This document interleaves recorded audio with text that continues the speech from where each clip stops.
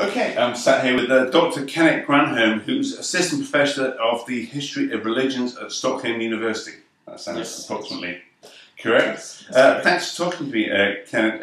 The first question I have was, when people in magical orders like Dragon Rouge or other kind of magical Western esoteric traditions talk about magic, do they mean a kind of external principle like we might think of magic in the popular sense of someone using an external force to bring about empirical results, or something psychological, or somewhere in between?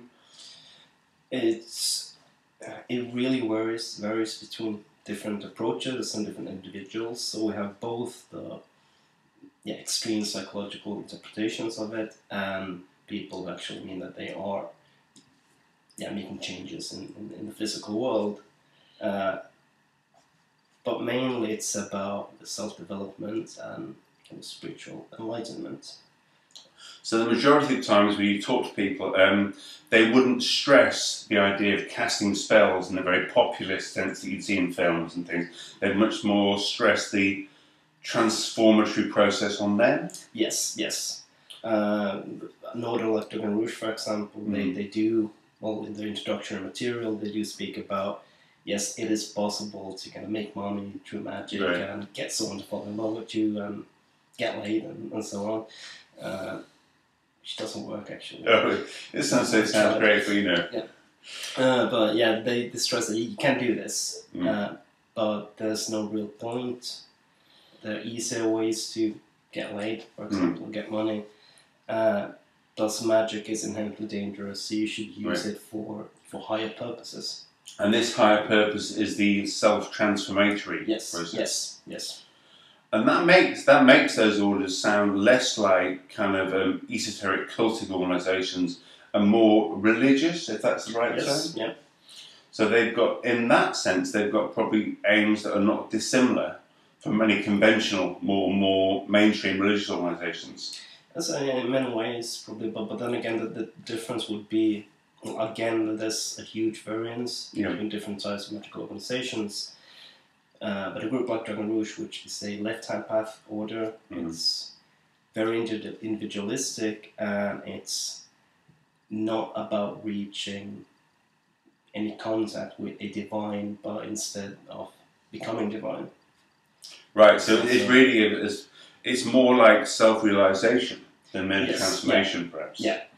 Total self-deification and of hypnosis and in its most extreme interpretations. So that takes it. At first, when you were speaking, it made me think of Buddhism, when the Buddha says, "Yes, you can develop all these special powers, but don't bother." Because they're a dead end route, really, or there for specialist purposes, maybe. But really, that's not what it's about. And you can see a parallel there, but they want to go in a different direction then towards the self-deification process. And you said there's variation between the different orders. Are there variations within orders in terms of the people join it with one point of view and then end up being kind of going through a process of change within it? Is that common? Oh yes, certainly.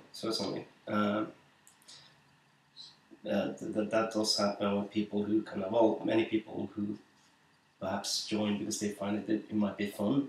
So they're drawn to it by the kind of it being different. Yeah. And of course you have plenty of people who read comic books or read books and kind of this is not expecting magic in a fantasy way, but still being interested in it due to what they can see in popular culture.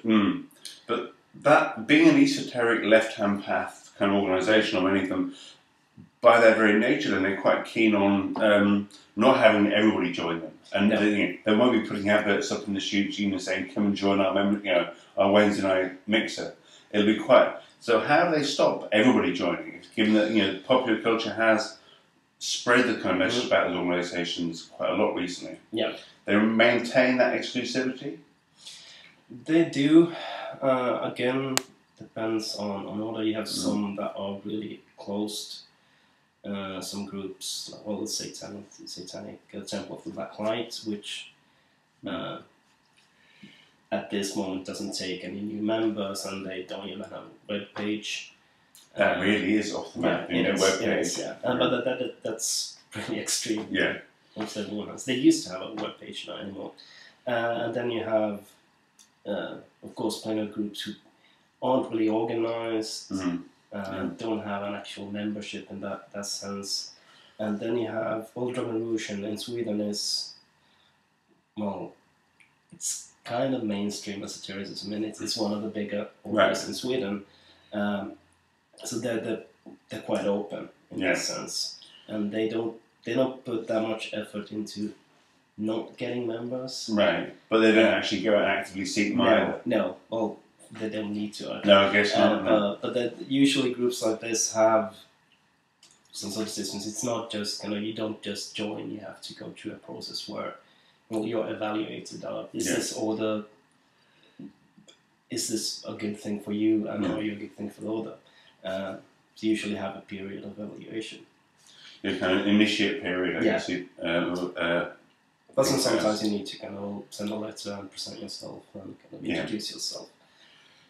I guess. Well, I guess actually it's kind of interesting because on the one hand there's something very institutional about that kind of process, about sending a letter, and yet at the same time, which is a bit intentional with it, these are often orders where the stress on being an individual liberty, an individual will is primary.